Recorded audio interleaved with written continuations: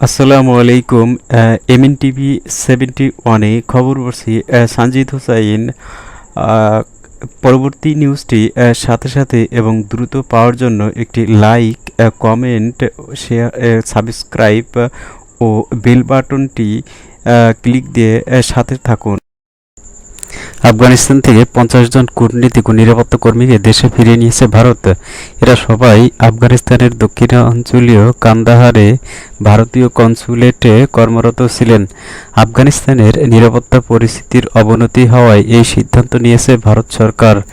ভারতীয় বিমান বাহিনীর উড়োজাহাজে করে আফগানিস্তান থেকে তাদেরকে নয়াদিল্লিতে ফেরানো হয়েছে। কান্দাহারে ভারতীয় কনস্যুলেটে কূটনীতিকদের পাশাপাশি সাধারণ কর্মী এবং নিরাপত্তারক্ষী মোতায়েন ছিল। কান্দাহার কনস্যুলেটের খুব কাছাকাছি এলাকাতেই গোলমালের ঘটনা ঘটেছে বলে ভারত সরকার জানতে পেরেছে। তবে কনস্যুলেট স্থানীয় কর্মীদের দিয়ে খোলা রাখা হবে বলে জানা গেছে।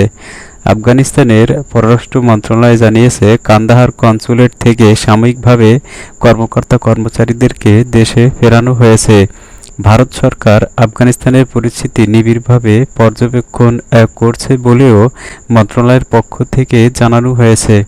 গত সপ্তাহে নয়াদিল্লি থেকে জারি করা একটি সতর্কবার্তায় আফগানিস্তানে কর্মরত ও অবস্থানরত প্রত্যেক ভারতীয়কে সতর্ক থাকার নির্দেশ দেওয়া হয়েছে।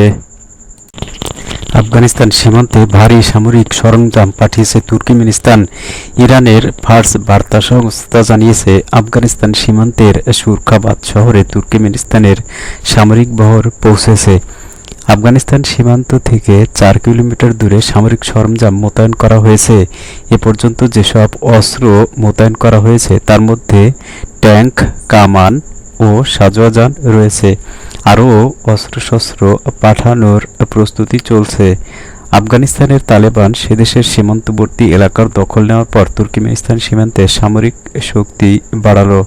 আফগান সংবাদ মাধ্যমগুলো জানিয়েছে, আফগানিস্তানের পশ্চিমের হেরাত প্রদেশের 2টি শহর দখলে নিয়েছে তালেবানরা। এর মধ্যে একটি হচ্ছে ইসলাম কালা শহর, যা ইরান সীমান্তে অবস্থিত, আর অপর শহরটি হচ্ছে তুর্কমেনিস্তান সীমান্তের তুরুগুন্দি। তুরুগুন্দি শহর দখলের লড়াই চলাকালে তালেবান ও সরকারি বাহিনীর মধ্যে গোলাবিনিময় হয়েছে। উভয় পক্ষ মর্টার শেল ব্যবহার করেছে। গোলা ও মর্টার শেল গিয়ে তুর্কমেনিস্তান ভূখণ্ডেও পড়েছে। আফগানিস্তানের পর এবার সিরিয়া থেকে মার্কিন সেনা প্রত্যাহারের পালা রাশিয়া। সিরিয়ার তেল সম্পদ লুণ্ঠন বন্ধ করে দেশটি থেকে সকল বিদেশি সেনা প্রত্যাহার করার আহ্বান জানিয়েছে রাশিয়া। রুশ প্রেসিডেন্ট ভ্লাদিমির পুতিনের সিরিয়া বিষয়ক বিশেষ প্রতিনিধি আলেকজান্ডার ল্যাভরিয়েন্তেভ এ আহ্বান জানিয়েছেন। তিনি মস্কোয় এক বক্তৃতায় বলেছেন, সিরিয়ার উত্তর পূর্বাঞ্চলে আমেরিকা সহ আরও কয়েকটি দেশ যে সেনা মোতায়েন করেছে এবং সিরিয়ার উত্তর পশ্চিমা অঞ্চলে তুরস্ক যে সেনা মোতায়েন করেছে তা স্থায়ী হবে না বলে আমরা আশা করছি। তিনি বলেন, সিরিয়ার পরিস্থিতি স্বাভাবিক হয়ে যাওয়া মাত্র এসব বিদেশি সেনা প্রত্যাহার করা হবে বলে মস্কো আশা করছে। রাশিয়ার সিরিয়া বিষয়ক বিশেষ প্রতিনিধি বলেন, আমি মনে করছি সিরিয়া থেকে যে কোনো মুহূর্তে মার্কিন সেনা প্রত্যাহার করা হতে পারে। আফগানিস্তান থেকে মার্কিন সেনা প্রত্যাহারের প্রতি ইঙ্গিত করে তিনি বলেন, সিরিয়ায় মোতায়েন মার্কিন সেনাদের ব্যাপারেও ওয়াশিংটন একই সিদ্ধান্ত নেবে বলে তিনি আশা করছেন। এই রুশ কূটনীতিক বলেন, বিদেশি সেনা প্রত্যাহার করে নিলে সিরিয়ার সার্বভৌমত্ব ও ভৌগোলিক অখণ্ডতা সমুন্নত হবে এবং দেশটির প্রাকৃতিক সম্পদ লুণ্ঠনের হাত থেকে রক্ষা পাবে। সিরিয়ার প্রাকৃতিক সম্পদ লুণ্ঠনকে তিনি সম্পূর্ণ অগ্রহণযোগ্য বর্ণনা করে বলেন, এসব সম্পদ সিরিয়ার জনগণের প্রাপ্য এবং তা সে দেশের সকল জাতিগত গোষ্ঠীর স্বার্থে কাজে লাগাতে হবে। ল্যাভরিয়েন্তেভ সিরিয়ায় তৎপর মার্কিন সেনা সমর্থিত সশস্ত্র গোষ্ঠীগুলোকে দামেস্ক সরকারের সঙ্গে আলোচনায় বসার আহ্বান জানিয়ে বলেন, সশস্ত্র সংঘাত কারো স্বার্থ বয়ে আনবে না, বরং পরিস্থিতি আফগানিস্তানের মতো হয়ে যেতে পারে। ইরানে আটকে পড়া অর্থ ফেরত দিতে দক্ষিণ কোরিয়া আমেরিকা সমঝোতা। দক্ষিণ কোরিয়ায় আটকে পড়া ইরানের তেল বিক্রির $700 কোটি অর্থ ফেরত আনার ব্যাপারে ওয়াশিংটনের সঙ্গে সিউলের সমঝোতা হয়েছে।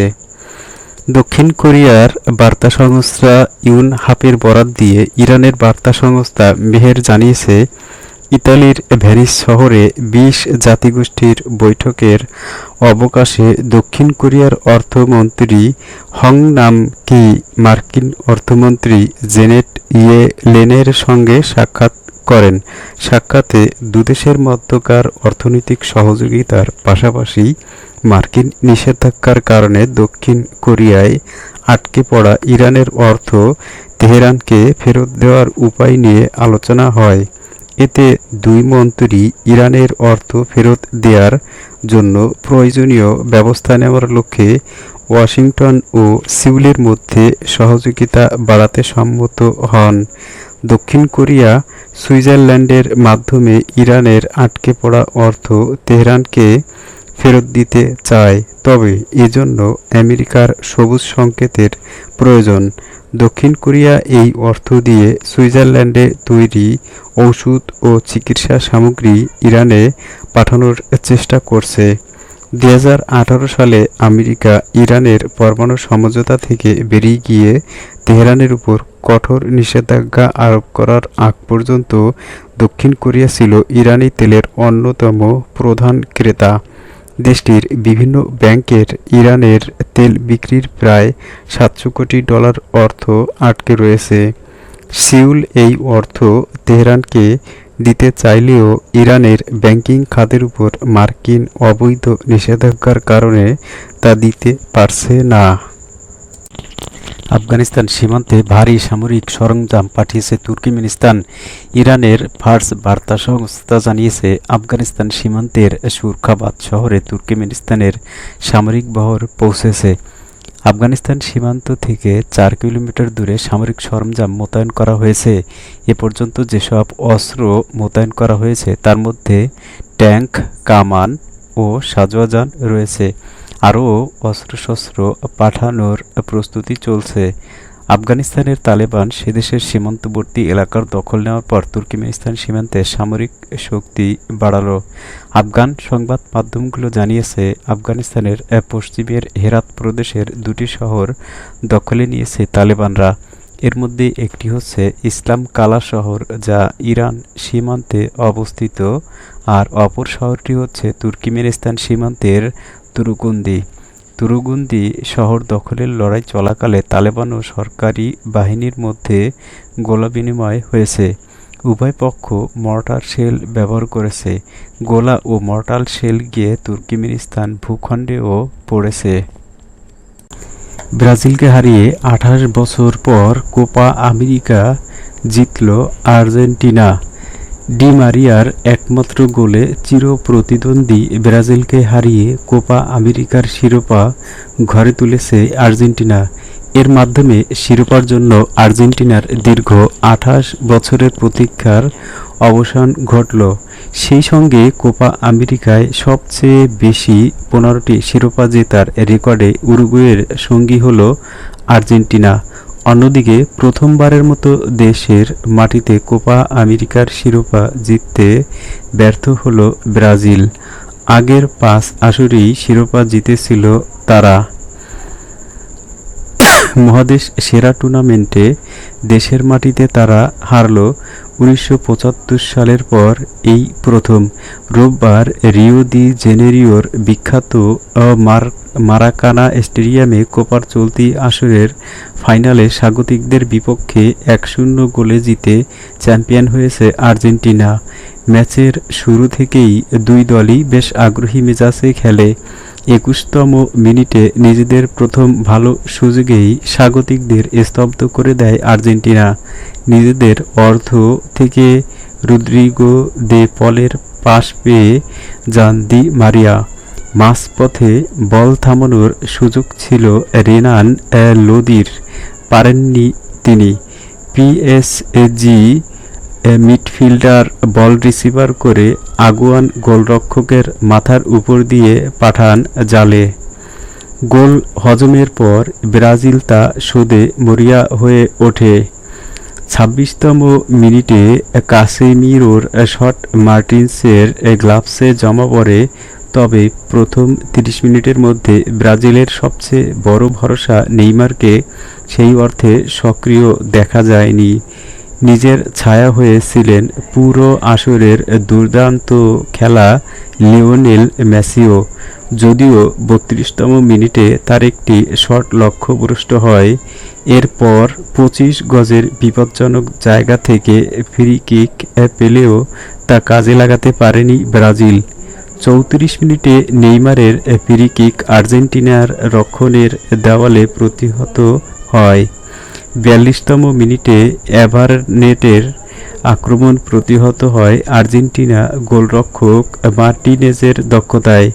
২ মিনিট পর নেইমারের কর্নার থেকে বল ধরে আক্রমণ সারান রিচার্লিসন, কিন্তু তা মাঠের বাইরে চলে যায়। ফলে পিছিয়ে থেকে বিরতিতে যায় ব্রাজিল। দ্বিতীয়ার্ধের শুরুতেই ফ্রেদের বদলে রবার্তের ফিরমিনোকে মাঠে নামান ব্রাজিলের কোচ তিতে। এর ৩ মিনিট পরেই রিচার্লিসন আক্রমণ সারান আর্জেন্টিনার বক্সে, কিন্তু আক্রমণ ব্যর্থ হয়। তবে ৫২তম মিনিটে আর্জেন্টিনার জালে বল জড়ান রিচার্লিসন, তবে অফসাইডের জন্য গোল বাতিল হয়। ৩ মিনিট পরে ব্রাজিলিয়ান ফরোয়ার্ডের আরও একটি আক্রমণ প্রতিহত করেন আর্জেন্টিনা গোলরক্ষক। ৭৯ মিনিটে একসঙ্গে ৩ জন বদলি ফুটবলারকে মাঠে নামায় আর্জেন্টিনা।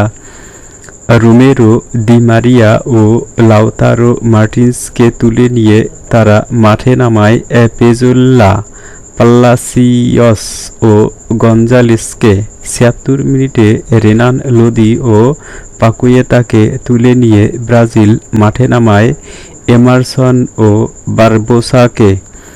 ৮৫ মিনিটের মাথায় নেইমারের কর্নার কিক থেকে হেডে আর্জেন্টিনার জালে বল জড়ানোর চেষ্টা করেন থিয়াগো সিলভা, তবে তার হেডার ক্রসবারের উপর দিয়ে মাঠের বাইরে চলে যায়। ৮৯ মিনিটের মাথায় গোলের সহজ সুযোগ নষ্ট করেন মেসি।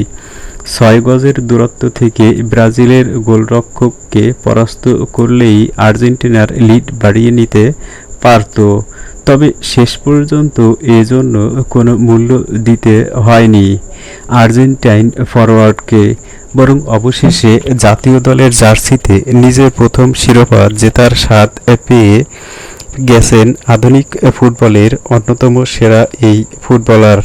দেশকে শিরোপা এনে দেওয়ার রাতে লিওনেল মেসি জিতেছেন টুর্নামেন্ট সেরা খেলোয়াড়ের পুরস্কার। তিনি জিতেছেন গোল্ডেন বল ও গোল্ডেন বুটসের পুরস্কার। সেরা গোলরক্ষকের পুরস্কার জিতেছেন আর্জেন্টিনা এমিলিয়ানো মার্টিনেজ, আর ফাইনালের গোলদাতা ডি মারিয়া হয়েছেন ম্যাচ সেরা। ইরানে আটকে পড়া অর্থ ফেরত দিতে দক্ষিণ কোরিয়া আমেরিকা সমঝোতা। দক্ষিণ কোরিয়ায় আটকে পড়া ইরানের তেল বিক্রির $৭০০ কোটি অর্থ ফেরত আনার ব্যাপারে ওয়াশিংটনের সঙ্গে সিউলের সমঝোতা হয়েছে। দক্ষিণ কোরিয়ার বার্তা সংস্থা ইউনহাপের বরাত দিয়ে ইরানের বার্তা সংস্থা মেহের জানিয়েছে, ইতালির ভেনিস শহরে ২০ জাতিগোষ্ঠীর বৈঠকের অবকাশে দক্ষিণ কোরিয়ার অর্থমন্ত্রী হং নাম কি মার্কিন অর্থমন্ত্রী জেনেট ইয়েলেনের সঙ্গে সাক্ষাৎ করেন। সাক্ষাতে দুদেশের মধ্যকার অর্থনৈতিক সহযোগিতার পাশাপাশি মার্কিন নিষেধাজ্ঞার কারণে দক্ষিণ কোরিয়ায় আটকে পড়া ইরানের অর্থ তেহরানকে ফেরত দেওয়ার উপায় নিয়ে আলোচনা হয়। এতে দুই মন্ত্রী ইরানের অর্থ ফেরত দেওয়ার জন্য প্রয়োজনীয় ব্যবস্থা নেওয়ার লক্ষ্যে ওয়াশিংটন ও সিউলের মধ্যে সহযোগিতা বাড়াতে সম্মত হন। দক্ষিণ কোরিয়া সুইজারল্যান্ডের মাধ্যমে ইরানের আটকে পড়া অর্থ তেহরানকে ফেরত দিতে চায়, তবে এজন্য আমেরিকার সবুজ সংকেতের প্রয়োজন। দক্ষিণ কোরিয়া এই অর্থ দিয়ে সুইজারল্যান্ডে তৈরি ওষুধ ও চিকিৎসা সামগ্রী ইরানে পাঠানোর চেষ্টা করছে। ২০১৮ সালে আমেরিকা ইরানের পরমাণু সমঝোতা থেকে বেরিয়ে গিয়ে তেহরানের উপর কঠোর নিষেধাজ্ঞা আরোপ করার আগ পর্যন্ত দক্ষিণ কোরিয়া ছিল ইরানি তেলের অন্যতম প্রধান ক্রেতা। দেশটির বিভিন্ন ব্যাংকের ইরানের তেল বিক্রির প্রায় ৭০০ কোটি ডলার অর্থ আটকে রয়েছে। সিউল এই অর্থ তেহরানকে দিতে চাইলেও ইরানের ব্যাংকিং খাতের উপর মার্কিন অবৈধ নিষেধাজ্ঞার কারণে তা দিতে পারছে না। ব্রাজিলকে হারিয়ে ২৮ বছর পর কোপা আমেরিকা জিতল আর্জেন্টিনা। ডি মারিয়ার একমাত্র গোলে চিরপ্রতিদ্বন্দ্বী ব্রাজিলকে হারিয়ে কোপা আমেরিকার শিরোপা ঘরে তুলেছে আর্জেন্টিনা। এর মাধ্যমে শিরোপার জন্য আর্জেন্টিনার দীর্ঘ ২৮ বছরের প্রতীক্ষার অবসান ঘটল। সেই সঙ্গে কোপা আমেরিকায় সবচেয়ে বেশি ১৫টি শিরোপা জেতার রেকর্ডে উরুগুয়ের সঙ্গী হল আর্জেন্টিনা। অন্যদিকে প্রথমবারের মতো দেশের মাটিতে কোপা আমেরিকার শিরোপা জিততে ব্যর্থ হল ব্রাজিল। আগের ৫ আসরেই শিরোপা জিতেছিল তারা। মহাদেশ সেরা টুর্নামেন্টে দেশের মাটিতে তারা হারল ১৯৭৫ সালের পর এই প্রথম। রোববার রিও দি জেনেরিওর বিখ্যাত মারাকানা স্টেডিয়ামে কোপার চলতি আসরের ফাইনালে স্বাগতিকদের বিপক্ষে ১-০ গোলে জিতে চ্যাম্পিয়ন হয়েছে আর্জেন্টিনা। ম্যাচের শুরু থেকেই দুই দলই বেশ আগ্রহী মেজাজে খেলে। ২১তম মিনিটে নিজেদের প্রথম ভালো সুযোগেই স্বাগতিকদের স্তব্ধ করে দেয় আর্জেন্টিনা। নিজেদের অর্ধ থেকে রদ্রিগো দে পলের পাস পেয়ে যান দি মারিয়া। মাঝপথে বল থামানোর সুযোগ ছিল রেনান লোদির, পারেননি তিনি। পিএসজি মিডফিল্ডার বল রিসিভার করে আগুয়ান গোলরক্ষকের মাথার উপর দিয়ে পাঠান জালে। গোল হজমের পর ব্রাজিল তা শোধে মরিয়া হয়ে ওঠে। ২৬তম মিনিটে কাসেমিরোর শট মার্টিন্সের গ্লাভসে জমা পড়ে। তবে প্রথম ৩০ মিনিটের মধ্যে ব্রাজিলের সবচেয়ে বড় ভরসা নেইমারকে সেই অর্থে সক্রিয় দেখা যায়নি। নিজের ছায়া হয়েছিলেন পুরো আসরের দুর্দান্ত খেলা লিওনেল মেসিও। যদিও ৩২তম মিনিটে তার একটি শট লক্ষ্যভ্রষ্ট হয়। এরপর ২৫ গজের বিপজ্জনক জায়গা থেকে ফ্রি কিক পেলেও তা কাজে লাগাতে পারেনি ব্রাজিল। ৩৪ মিনিটে নেইমারের ফ্রি কিক আর্জেন্টিনার রক্ষণের দেওয়ালে প্রতিহত হয়। ৪২তম মিনিটে এভারনেটের আক্রমণ প্রতিহত হয় আর্জেন্টিনা গোলরক্ষক মার্টিনেজের দক্ষতায়। ২ মিনিট পর নেইমারের কর্নার থেকে বল ধরে আক্রমণ সানান রিচার্লিসন, কিন্তু তা মাঠের বাইরে চলে যায়। ফলে পিছিয়ে থেকে বিরতিতে যায় ব্রাজিল। দ্বিতীয়ার্ধের শুরুতেই ফ্রেদের বদলে রবার্তের ফিরমিনোকে মাঠে নামান ব্রাজিলের কোচ তিতে। এর ৩ মিনিট পরেই রিচার্লিসন আক্রমণ সানান আর্জেন্টিনার বক্সে, কিন্তু আক্রমণ ব্যর্থ হয়। তবে ৫২তম মিনিটে আর্জেন্টিনার জালে বল জড়ান রিচার্লিসন, তবে অফসাইডের জন্য গোল বাতিল হয়। ৩ মিনিট পরে ব্রাজিলিয়ান ফরোয়ার্ডের আরও একটি আক্রমণ প্রতিহত করেন আর্জেন্টিনা গোলরক্ষক। ৭৯ মিনিটে একসঙ্গে ৩ জন বদলি ফুটবলারকে মাঠে নামায় আর্জেন্টিনা। রোমেরো, দি মারিয়া ও লাউতারো মার্টিন্সকে তুলে নিয়ে তারা মাঠে নামায় পেজোল্লা, পাল্লাসিয়স ও গঞ্জালেসকে। ৭৬ মিনিটে রেনান লোদি ও পাকুয়েতাকে তুলে নিয়ে ব্রাজিল মাঠে নামায় এমারসন ও বারবোসাকে। 85 মিনিটের মাথায় নেইমারের কর্নার কিক থেকে হেডে আর্জেন্টিনার জালে বল জড়ানোর চেষ্টা করেন থিয়াগো সিলভা, তবে তার হেডার ক্রসবারের উপর দিয়ে মাঠের বাইরে চলে যায়। 89 মিনিটের মাথায় গোলের সহজ সুযোগ নষ্ট করেন মেসি। 6 গজের দূরত্ব থেকে ব্রাজিলের গোলরক্ষককে পরাস্ত করলেই আর্জেন্টিনার লিড বাড়িয়ে নিতে পারত, তবে শেষ পর্যন্ত এজন্য কোনো মূল্য দিতে হয়নি আর্জেন্টাইন ফরোয়ার্ডকে, বরং অবশেষে জাতীয় দলের জার্সিতে নিজের প্রথম শিরোপা জেতার স্বাদ পেয়ে গেছেন আধুনিক ফুটবলের অন্যতম সেরা এই ফুটবলার। দেশকে শিরোপা এনে দেওয়ার রাতে লিওনেল মেসি জিতেছেন টুর্নামেন্ট সেরা খেলোয়াড়ের পুরস্কার। তিনি জিতেছেন গোল্ডেন বল ও গোল্ডেন বুটসের পুরস্কার। সেরা গোলরক্ষকের পুরস্কার জিতেছেন আর্জেন্টিনা এমিলিয়ানো মার্টিনেস, আর ফাইনালের গোলদাতা ডি মারিয়া হয়েছেন ম্যাচ সেরা। আফগানিস্তানে সংঘর্ষ চলছে, কান্দাহারে বিমান হামলায় ৭০ তালেবান নিহত। আফগানিস্তানের বিভিন্ন এলাকায় সরকারি বাহিনীর সঙ্গে তালেবানের তুমুল সংঘর্ষ অব্যাহত রয়েছে। ইরানের সরকারি বার্তা সংস্থা ইরনা এসব সংঘর্ষের খবর জানিয়ে বলেছে, কোনো কোনো স্থানে আফগান সৈন্যরা তালেবানের অগ্রাভিযান প্রতিহত করেছে এবং কোনো কোনো জেলা তালেবানের দখলে চলে গেছে। কান্দাহারে প্রদেশের সেনা কমান্ডার মোহাম্মদ সাদেক ইসা জানিয়েছেন, কান্দাহার শহরে তালেবান অস্ত্রধারীদের সঙ্গে তাদের তীব্র সংঘর্ষ হয়েছে। এ সময় আফগান বিমান বাহিনীর হামলায় ৭০ জন তালেবান নিহত হয়েছে। বেসামরিক নাগরিকদের মানব ঢাল হিসেবে ব্যবহার করছে তালেবান।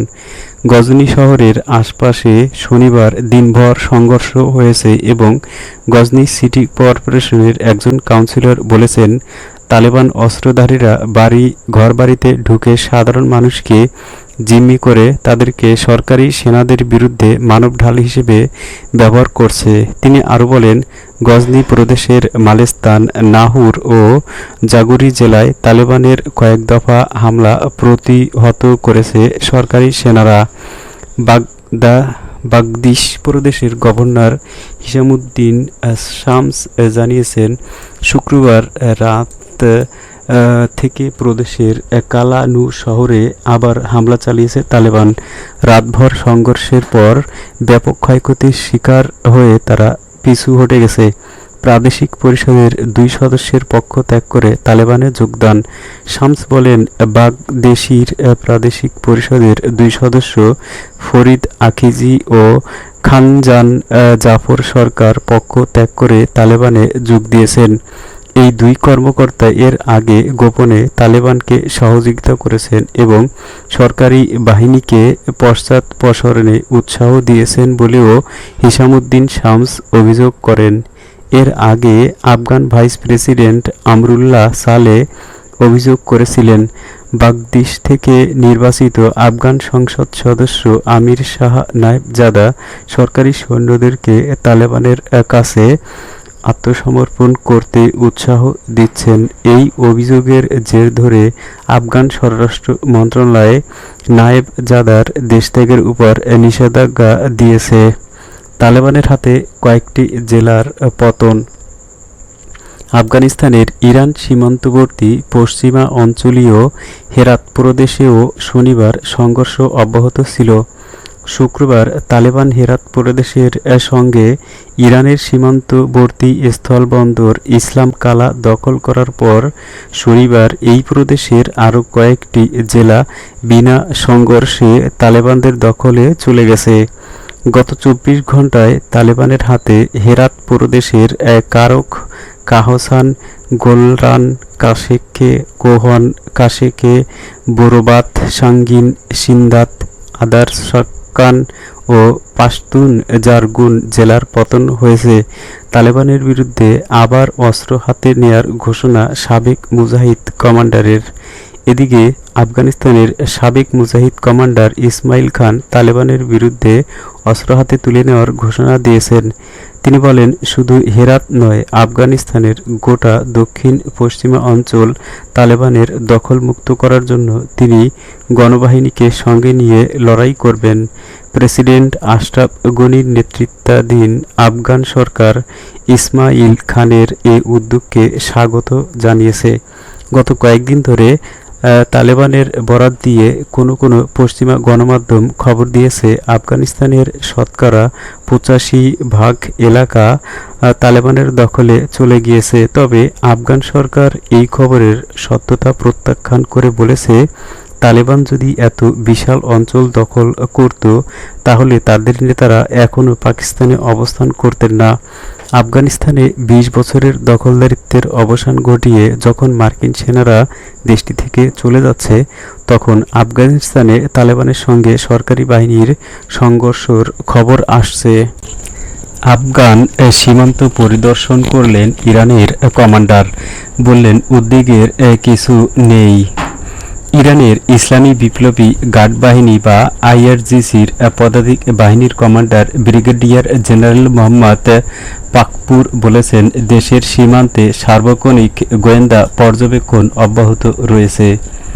প্রতিবেশী দেশ আফগানিস্তানে তালেবানের হামলা বৃদ্ধি পাওয়ার পরিপ্রেক্ষিতে তিনি আজ রোববার একথা বলেন। পাকপুর আজ দুরান সীমান্ত এলাকা সফর করেন এবং সেখানকার সার্বিক পরিস্থিতি সম্পর্কে খোঁজখবর নেন। পাকপুর সেখানে পৌঁছে আরও বলেছেন, ইরান আফগানিস্তান সীমান্তে পরিপূর্ণ নিরাপত্তা বিরাজ করছে। গত কয়েকদিন ধরে সীমান্তের উপরে নানা ঘটনা ঘটছে, তবে ইরান সীমান্তে কোনো ধরনের অপ্রীতিকর ঘটনা ঘটেনি। উদ্বেগের কিছু নেই। আইআরজিসির এই কমান্ডার আরও বলেন, আফগানিস্তানে সংঘাতময় পরিস্থিতি বিরাজ করছে। এই পরিস্থিতিতে কোনো চক্র ইরান ভূখণ্ডে অনুপ্রবেশের চেষ্টা করতে পারে। এ ধরনের যে কোনো প্রচেষ্টা কঠোরভাবে মোকাবেলা করতে ইরানের সশস্ত্র বাহিনী প্রস্তুত রয়েছে। ইরানের কোনো সীমানায় বিন্দু পরিমাণ সমস্যা সৃষ্টির সুযোগ দেওয়া হবে না বলে তিনি জানান। General Pakpour Iran Afghanistan zero পয়েন্টে যান এবং দুগারুন ক্রসিং ঘুরে দেখেন। জর্দানের রাজার সঙ্গে ইসরায়েলি প্রধানমন্ত্রীর গোপন সাক্ষাতের খবর প্রকাশ পেয়েছে। ইহুদিবাদী ইসরায়েলের প্রধানমন্ত্রী নাতালি বেনেত গত সপ্তাহে এক গোপন সফরে জর্দান গিয়ে দেশটির রাজা দ্বিতীয় আবদুল্লাহর সঙ্গে সাক্ষাৎ করেছেন বলে গণমাধ্যমে খবর প্রকাশিত হয়েছে। একজন অজ্ঞাত ইহুদিবাদী কর্মকর্তার বরাত দিয়ে ইসরায়েলি হিব্রু ভাষায় নিউজ ওয়েবসাইট ওয়াল্লা জানিয়েছে, সাক্ষাৎকারটি ছিল অত্যন্ত ইতিবাচক। ইসরায়েল ও জর্দানের সম্পর্কে কয়েক বছরের টানাপোড়েনের পর দুপক্ষের শীর্ষ নেতাদের মধ্যে এই প্রথম বৈঠক অনুষ্ঠিত হলো। সাক্ষাতে বেনেতের রাজা আবদুল্লাহকে বলেছেন, 1994 সালের কথিত দ্বিপক্ষীয় শান্তি চুক্তিতে নির্ধারিত কোটার চেয়ে তিনি জর্দানকে আরও বেশি পানি দিতে প্রস্তুত রয়েছেন। এ সময় বেনেত ও আবদুল্লাহ তিক্ততা ভুলে আবার দ্বিপক্ষীয় স্বাভাবিক সংলাপ শুরু করতে সম্মত হন। 2018 সালে আম্মানে তৎকালীন ইসরায়েলি প্রধানমন্ত্রী বেনিয়ামিন নেতানিয়াহুর সঙ্গে সাক্ষাতের পর এই প্রথম কোনো ইহুদিবাদী প্রধানমন্ত্রীর সঙ্গে সাক্ষাৎ করলেন রাজা দ্বিতীয় আবদুল্লাহ। সেবারের সাক্ষাতেও গোপনে অনুষ্ঠিত হয় এবং এবারের মতো সাক্ষাতের কয়েকদিন পর তা গণমাধ্যমে প্রকাশ করা হয়। এদিকে গত সপ্তাহের সাক্ষাতের খবর প্রকাশিত হয়ে যাওয়ার পর রাজা আবদুল্লাহ উৎসাহ প্রকাশ করেছেন বলে জানিয়েছে ইসরায়েলি গণমাধ্যমগুলো, কারণ কথা ছিল এ খবর গোপনই থাকবে। গোপন খবরটি প্রকাশিত হওয়ার ঘটনা আম্মান তেল আবিব সম্পর্কের উপর নিশ্চিতভাবে নেতিবাচক প্রভাব ফেলবে বলেই ইসরায়েলের 12 নম্বর টিভি চ্যানেলটি জানিয়েছে। আরব লীগ থেকে আরব আমিরাতকে বহিষ্কার করতে হবে, ফিলিস্তিনের ফাতাহ। আরব লীগ থেকে সংযুক্ত আরব আমিরাতকে বহিষ্কারের দাবি জানিয়েছে ফিলিস্তিনের প্রভাবশালী রাজনৈতিক দল ফাতাহ। দলটির কেন্দ্রীয় কমিটির সদস্য আব্বাস জাকি বলেছেন, ইহুদিবাদী ইসরায়েলের সঙ্গে সম্পর্ক স্থাপন এবং ইসরায়েলিদেরকে নাগরিকত্ব দেওয়ায় সংযুক্ত আরব আমিরাতকে বহিষ্কার এখন সময়ের দাবি। ইসরায়েলিদেরকে নাগরিকত্ব দেওয়ায় আরব আমিরাত দখলদারদের প্রভাব অনেক বাড়বে বলে তিনি মন্তব্য করেন। আব্বাস জাকি আরও বলেন, আরব আমিরাত বিশ্বাসঘাতকতা করেছে। আবুধাবির যুবরাজ ইবনে জায়েদ এই বিশ্বাসঘাতকতার সঙ্গে জড়িত। আরব দেশগুলোর সংগঠন আরব লীগ থেকে এই দেশকে বহিষ্কার করতে হবে। আরব লীগের নেতাদের উদ্দেশ্যে তিনি বলেন, ইসরায়েলিদেরকে নাগরিকত্ব দেওয়ার প্রবণতা অব্যাহত থাকলে ইহুদিবাদের বিস্তার কেউ ঠেকাতে পারবে না। তিনি বলেন, সংযুক্ত আরব আমিরাতের জনগণের কোনো দোষ নেই। এই বিশ্বাসঘাতকতা করেছেন মোহাম্মদ বিন জায়েদ। সম্প্রতি বিখ্যাত ওয়েবসাইট আমিরাত লিক্স জানিয়েছে, সংযুক্ত আরব আমিরাত গত কয়েক মাসে ৫,০০০ ইসরায়েলিকে নাগরিকত্ব দিয়েছে। বিদেশি পুঁজি বিনিয়োগ বাড়ানোর কথা বলে এই পদক্ষেপ নেওয়া হয়েছে। সৌদি ও আল কায়দার বিরুদ্ধে ইয়েমেনি যোদ্ধাদের আরেকটি বিজয় যে কারণে এতটা গুরুত্বপূর্ণ। ইয়েমেনের সেনাবাহিনী ও স্বেচ্ছাসেবী বাহিনী আল বিজয়া প্রদেশে সৌদি নেতৃত্বাধীন জোট ও আল কায়দা সন্ত্রাসীদের বিরুদ্ধে গুরুত্বপূর্ণ সামরিক বিজয় অর্জন করেছে। সাম্প্রতিক দিনগুলোতে এই এলাকাটি অন্যতম গুরুত্বপূর্ণ যুদ্ধক্ষেত্রে পরিণত হয়েছিল। সৌদি মদতপুষ্ট আল কায়দা সন্ত্রাসীরা আল বিজায়া প্রদেশে জড়ো হলে ইয়েমেনের সরকারি সেনা ও স্বেচ্ছাসেবী বাহিনী তাদের বিরুদ্ধে সাঁড়াশি অভিযান শুরু করে। ফলে গত কদিন ধরে সেখানে প্রচণ্ড লড়াই চলে। শেষ পর্যন্ত ইয়েমেনের যোদ্ধারা আল কায়দা সন্ত্রাসীদের বিরুদ্ধে বড় ধরনের সাফল্য অর্জন করে এবং এক টুইট বার্তায় গত কয়েকদিনের যুদ্ধে তাদের শোচনীয় পরাজয়ের কথা স্বীকার করে বলেছে, ইয়েমেনের যোদ্ধারা আল জাহারা এলাকা পুরোপুরি দখল করে নিতে সক্ষম হয়েছে এবং আল কায়দা যোদ্ধারা পিছু হটতে বাধ্য হয়েছে। পর্যবেক্ষকরা বলেছেন, আল বিজায়া প্রদেশে ইয়েমেনের প্রতিরোধ যোদ্ধাদের বিজয় খুবই গুরুত্বপূর্ণ। এই যুদ্ধের মাধ্যমে আল কায়দা সন্ত্রাসী ও সৌদি নেতৃত্বাধীন জোটের সম্পর্কের বিষয়টি প্রকাশ্যে এসেছে। কারণ যুদ্ধ চলাকালে সৌদি নেতৃত্বাধীন জোট বাহিনী আল কায়দাকে সব রকমের সহযোগিতা দিয়েছিল, কিন্তু তারপরও ইয়েমেনের বীর যোদ্ধারা আল কায়দাকে পরাজিত করতে সক্ষম হয়। ইয়েমেনের একজন রাজনীতিবিদ আব্দুস সালাম আল হাকিমি এক টুইট বার্তায় সৌদি আরবের সঙ্গে সন্ত্রাসীদের সম্পর্কের বিষয়টি যদিও নতুন নয় উল্লেখ করে তিনি বলেছেন, সাম্প্রতিক যুদ্ধে প্রমাণিত হয়েছে আল কায়দা, আনসার শরিয়াত, সালাফি, দায়েশ বা আইএস জঙ্গিসহ অন্যান্য সন্ত্রাসী গ্রুপগুলোর সঙ্গে সৌদি নেতৃত্বাধীন সামরিক জোটের সম্পর্ক আছে, যাদের পেছনে ইসরায়েল ও যুক্তরাষ্ট্র সহ পাশ্চাত্যের বৃহৎ শক্তিগুলোর সমর্থন রয়েছে, যা নতুন কিছু নয়। কেননা ইয়েমেন যুদ্ধে শুরুর প্রথম থেকেই সৌদি আরব আল কায়দা সন্ত্রাসীদেরকে অর্থ ও অস্ত্র দিয়ে সহযোগিতা করছে। দ্বিতীয় আরেকটি বিষয় হচ্ছে, ইয়েমেনের সেনাবাহিনী ও স্বেচ্ছাসেবী বাহিনীর অন্যতম লক্ষ্য হচ্ছে মাআরিব প্রদেশ পুরোপুরি নিয়ন্ত্রণে নেওয়া। আল বিজয়া প্রদেশ সন্ত্রাসমুক্ত করার ফলে মাআরিব প্রদেশে বিজয় অর্জনের পথ সহজ হয়ে গেল, কেননা আল বিজয়ার পাশেই মাআরিব প্রদেশ অবস্থিত। তাই মাআরিব মুক্ত করা এখন সময়ের ব্যাপার মাত্র। তৃতীয় বিষয়টি হচ্ছে, আল বিজায়া প্রদেশ ভৌগোলিক দিক দিয়ে অত্যন্ত গুরুত্বপূর্ণ জায়গায় অবস্থিত, কেননা সানা সহ মোট ৮টি প্রদেশ আল বিজায়া প্রদেশকে ঘিরে রেখেছে।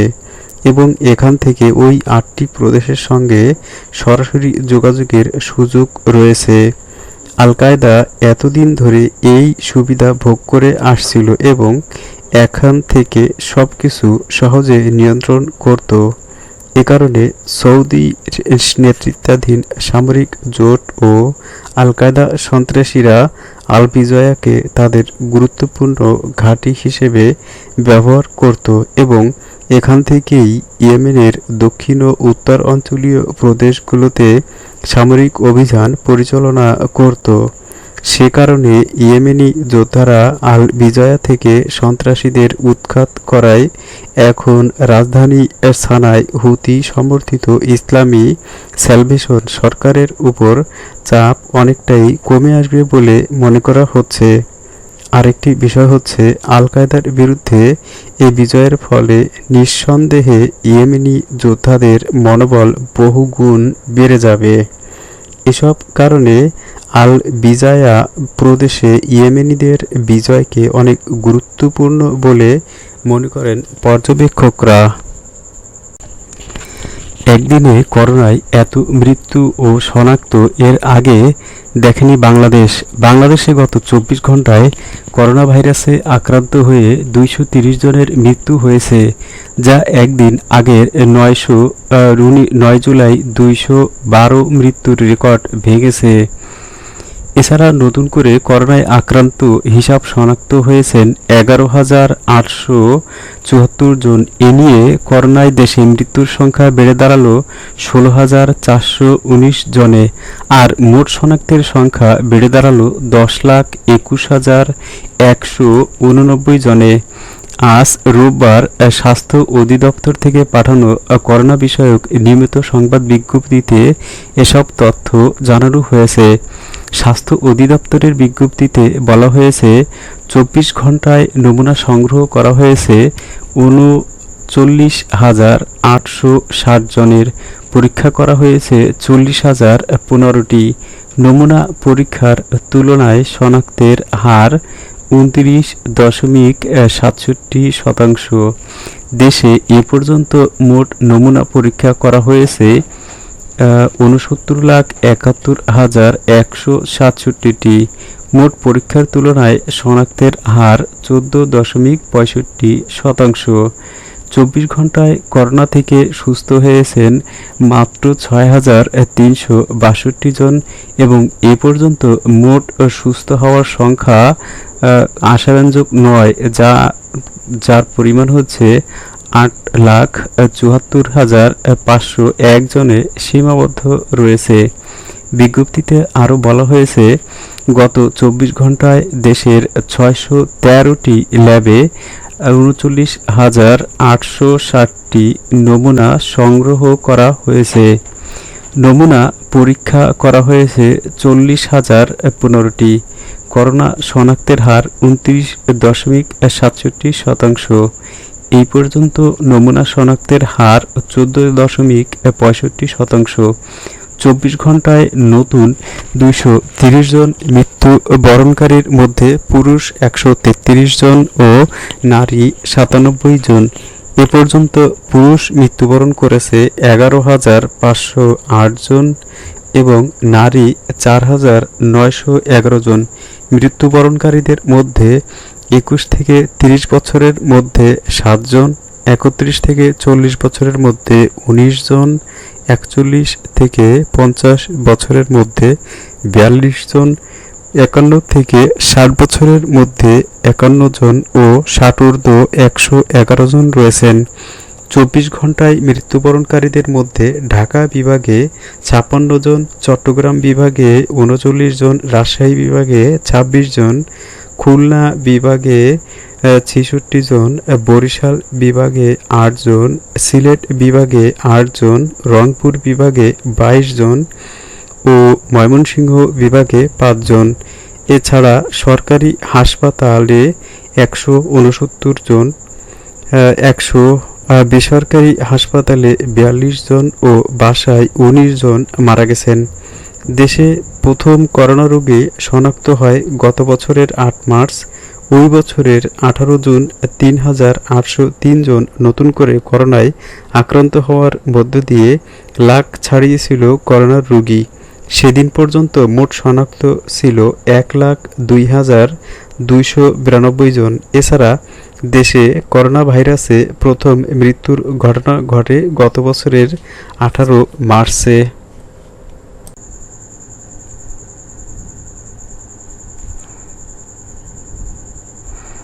জিম্বাবুয়ের বিপক্ষে বাংলাদেশের বড় জয়, টেস্ট থেকে বিদায় নিলেন মাহমুদুল্লাহ। জিম্বাবুয়ের বিপক্ষে একমাত্র টেস্টে ২২০ রানে জিতেছে বাংলাদেশ। আজ রোববার টেস্টের পঞ্চম দিনে স্বাগতিকদের দ্বিতীয় ইনিংসে ২৫৬ রানে অল আউট করে নিজেদের জয় নিশ্চিত করে মুমিনুল হকের দল। নিজের বিদায়ী টেস্টে ১৫০ রানের অপরাজিত ইনিংস খেলে ম্যাচ সেরা হয়েছে মাহমুদুল্লাহ রিয়াদ। পঞ্চম দিনের শুরুতেই বিষাদ ছুঁয়ে যায় বাংলাদেশের ক্রিকেটে। আনুষ্ঠানিকভাবে বিদায় না বললেও এদিন খেলা শুরুর আগে মাহমুদুল্লাহকে গার্ড অব অনার দেন সতীর্থরা। এতে আর বুঝতে বাকি ছিল না যে সাদা পোশাকের ক্রিকেটে আর দেখা যাবে না মাহমুদুল্লাহকে। টি-20 দলের অধিনায়কের এমন বিদায়ের মঞ্চ আলোকিত করেছে বাংলাদেশ দল। দেশের বাইরে রানের হিসেবে এটি বাংলাদেশের সবচেয়ে বড় জয়। এ জয়ে প্রথমবার জিম্বাবুয়ের মাটিতে সিরিজ জিতল বাংলাদেশ। বাংলাদেশের মাটিতে বাংলাদেশের দ্বিতীয় টেস্ট সিরিজ জয়। এর আগে ২০০৯ সালে ওয়েস্ট ইন্ডিজকে ২-০ ব্যবধানে হোয়াইট ওয়াশ করেছিল বাংলাদেশ। দ্বিতীয় ইনিংসে বাংলাদেশের হয়ে সর্বোচ্চ ৪টি উইকেট পেয়েছেন তাসকিন আহমেদ। এছাড়া আগের ইনিংসে ৫ উইকেট নেওয়া মেহেদী হাসান মিরাজও নিয়েছেন ৪টি উইকেট। সাকিব পেয়েছেন ১টি উইকেট।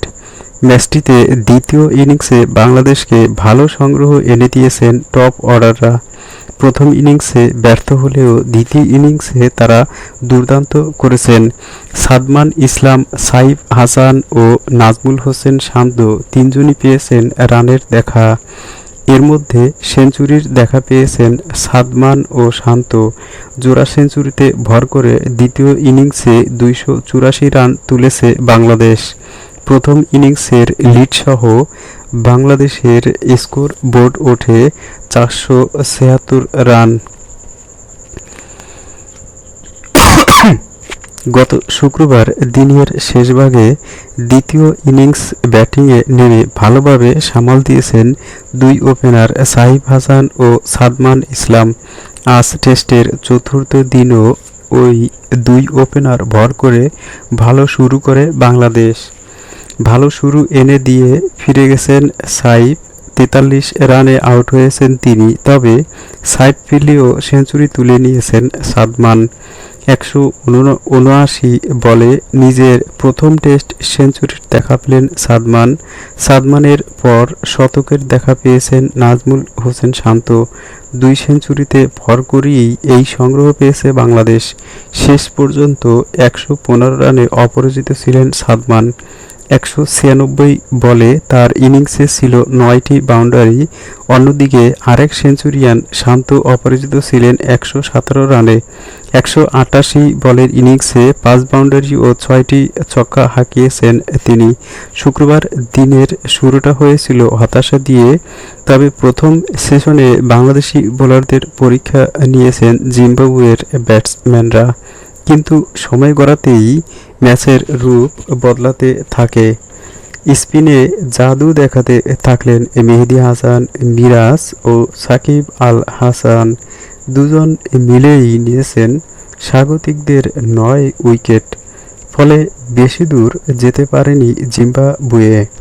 বিপরীতে দ্বিতীয় ইনিংসে ব্যাটিংয়ে নেমে একটি উইকেটও হারায়নি বাংলাদেশ। সব মিলিয়ে হারারে টেস্টের তৃতীয় দিন শেষে স্বস্তিতে ছিল মুমিনুল হকের দল। টেস্টের তৃতীয় দিন প্রথম ইনিংসে ২৭৬ রানে অল আউট হয় জিম্বাবুয়ে। ১৯২ রানের লিড দিয়ে দ্বিতীয় ইনিংসে ব্যাট করতে নেমে ৪৫ রানে দিন শেষ করে বাংলাদেশ। প্রথম ইনিংসে জিম্বাবুয়ের হয়ে ব্যাট হাতে সর্বোচ্চ ৮৭ রান করেছেন কাইতানো। কাল ওপেনিংয়ে নেমে আজ দ্বিতীয় সেশন পর্যন্ত প্রতিরোধ গড়েছেন তিনি। আক্রমণাত্মক খেলেছেন ব্রেন্ডন টেইলরও। ওয়ান ডাউন নেমেই ওয়ানডে স্টাইলে ব্যাটিং করেন ব্রেন্ডন টেইলর। মারকুটে ব্যাটিং আগাচ্ছিলেন সেঞ্চুরির পথে, কিন্তু শতকের ঘরে পৌঁছানোর আগেই টেইলরের প্রতিরোধ ভাঙলেন মেহেদী হাসান মিরাজ। ৯২ বলে ৮১ রানে ফিরলেন টেইলর।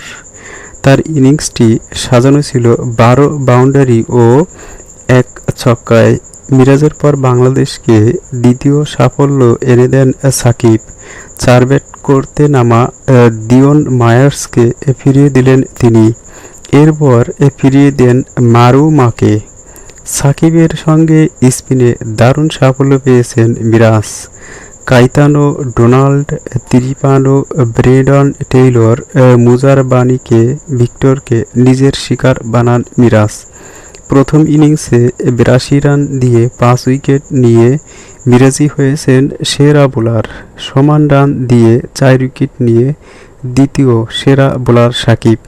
তাসকিন নিয়েছেন ১টি উইকেট।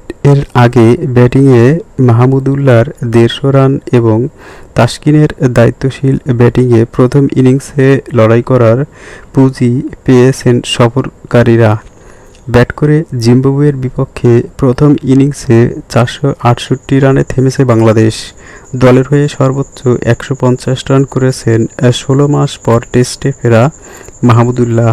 এটাই টেস্টে তার ব্যক্তিগত সর্বোচ্চ। এর আগে সর্বোচ্চ ছিল ১৪৬ রান। মাহমুদুল্লাহর সঙ্গে তাসকিন আহমেদও দারুণ খেলেছেন। যেখানে দলের নিয়মিত ব্যাটসম্যানেরা ব্যর্থ হয়েছেন, সেখানে এই পেসার যেন বনে যান পুরোদস্তুর ব্যাটসম্যান। ক্যারিয়ারে প্রথম হাফ সেঞ্চুরি তুলে নেন তিনি।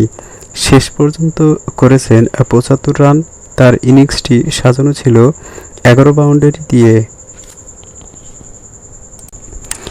ঢাকায় করোনা মাঝেও বেড়ে চলেছে ডেঙ্গু সংক্রমণ। মাঠে নেমেছে ভ্রাম্যমাণ আদালত। বাংলাদেশে ভয়াবহ করোনা পরিস্থিতির মাঝেও বেড়ে চলেছে ডেঙ্গু সংক্রমণ। সরকারের স্বাস্থ্য বিভাগের হিসেব মতে গত ৬ মাসে শনাক্ত হয়েছে ৬০১ জন ডেঙ্গু রোগী। গতকাল শনিবার স্বাস্থ্য অধিদপ্তরের হেলথ হিসাবে গত ৬ মাসে হেলথ ইমার্জেন্সি অপারেশন সেন্টারের এক বিজ্ঞপ্তিতে জানানো হয়েছে ১০ জুলাই সকাল ৮টা পর্যন্ত ২৪ ঘন্টায় ৪৮ জন ডেঙ্গু রোগী ঢাকার বিভিন্ন হাসপাতালে ভর্তি হয়েছেন। পাশাপাশি সারা দেশের বিভিন্ন সরকারি ও বেসরকারি হাসপাতালে এখন পর্যন্ত ১৭৯ জন রোগী ভর্তি আছেন। এর মধ্যে ঢাকাতেই আছেন ১৭৮ জন, আর বাকি একজন ঢাকার বাইরে অন্য বিভাগে। স্বাস্থ্য অধিদপ্তরের বিজ্ঞপ্তিতে আরও বলা হয়েছে, চলতি বছরের জানুয়ারি থেকে ১০ জুলাই পর্যন্ত ৬৭৩ জন ডেঙ্গু রোগী হাসপাতালে ভর্তি হয়েছেন এবং ছাড়া পেয়েছেন ৪৯৪ জন। তবে এই বছর এখন পর্যন্ত ডেঙ্গুতে কারো মৃত্যুর ঘটনা ঘটেনি বলে স্বাস্থ্য অধিদপ্তর জানালেও ৭ জুলাই রাজধানীর স্কয়ার হাসপাতালে ডেঙ্গুতে আক্রান্ত হয়ে জগন্নাথ বিশ্ববিদ্যালয়ের শিক্ষক সাইদা নাসরিন বাবলির মৃত্যু হয়েছে বলে জানা গেছে। তবে স্বামী deputy attorney general barrister Abdullah Al Mahmud Bashar সামাজিক যোগাযোগ মাধ্যম ফেসবুকে স্ট্যাটাস দিয়ে নিজেই এ খবর নিশ্চিত করেছেন। ডেঙ্গু নিয়ন্ত্রণে ভ্রাম্যমাণ আদালত।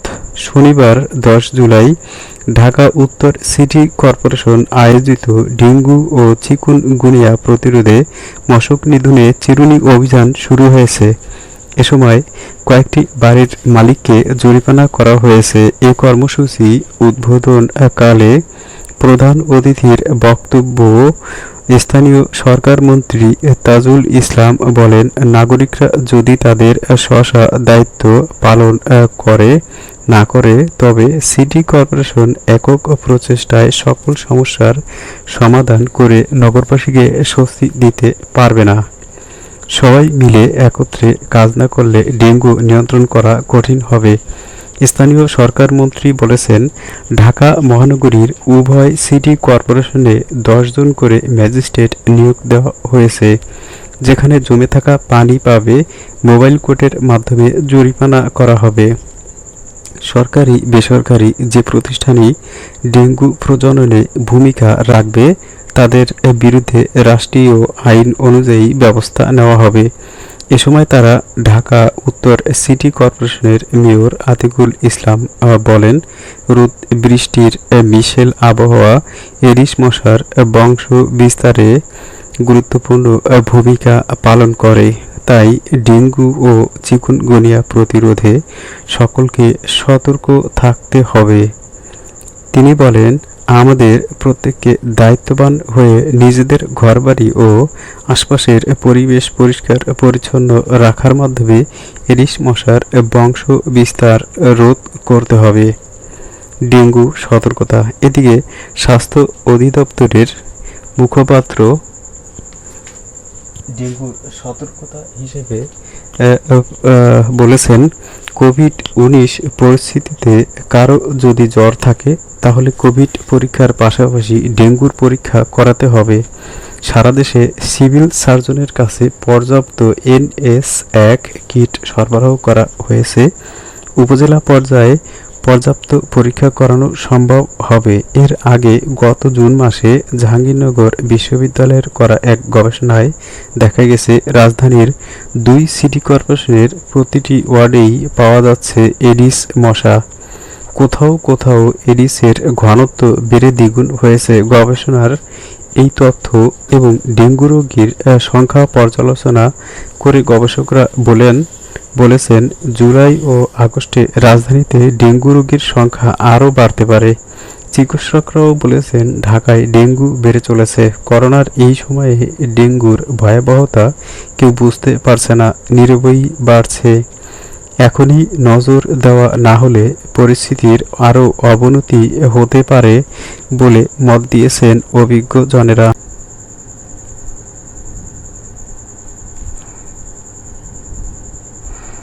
জিম্বাবুয়ের বিপক্ষে বাংলাদেশের বড় জয়।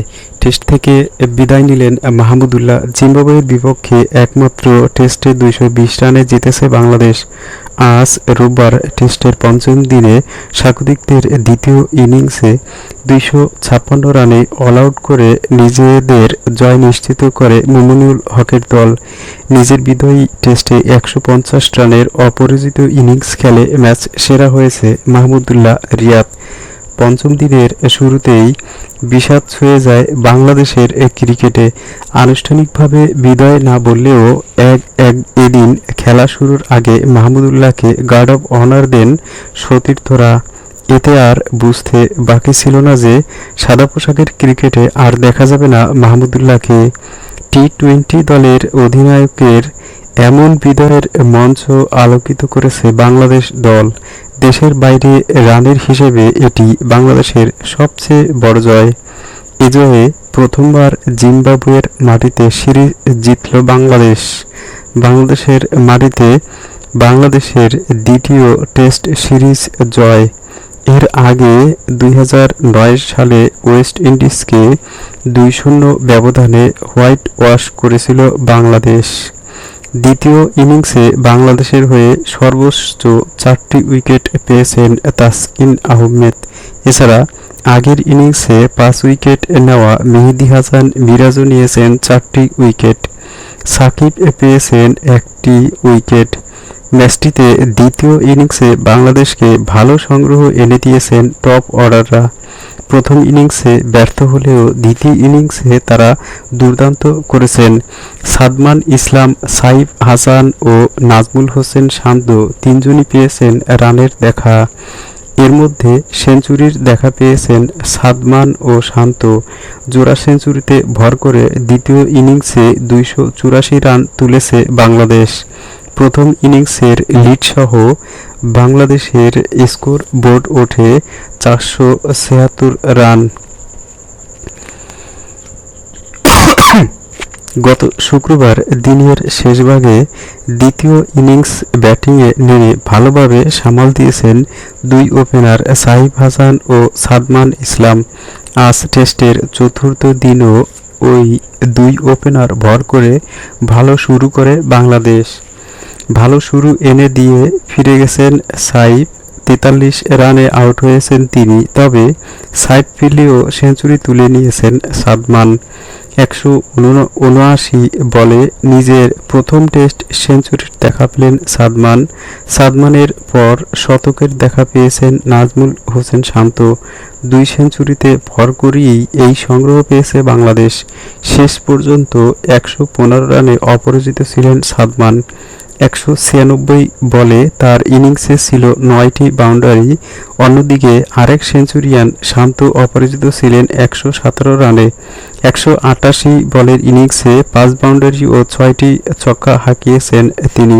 শুক্রবার দিনের শুরুটা হয়েছিল হতাশা দিয়ে, তবে প্রথম সেশনে বাংলাদেশি বোলারদের পরীক্ষা নিয়েছেন জিম্বাবুয়ের ব্যাটসম্যানরা, কিন্তু সময় গড়াতেই ম্যাচের রূপ বদলাতে থাকে।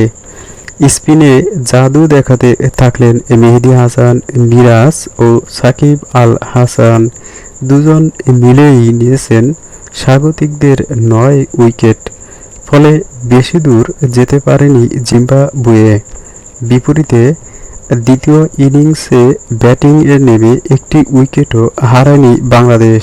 সব মিলিয়ে হারারে টেস্টের তৃতীয় দিন শেষে স্বস্তিতে ছিল মুমিনুল হকের দল।